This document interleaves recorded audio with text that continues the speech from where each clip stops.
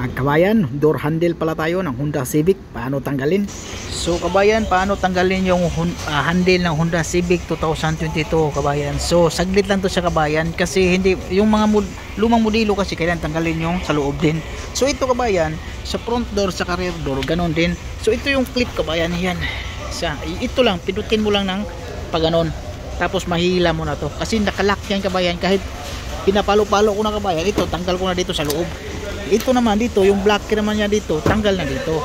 Tapos pag yan, iangat mo yan, tapos paluin mo dito, pag ganon, so hindi siya lalabas. So matibay yung clip niya. So ito lang, ipitin mo lang ganon, tapos tanggal na yan. So tingnan natin kabayan.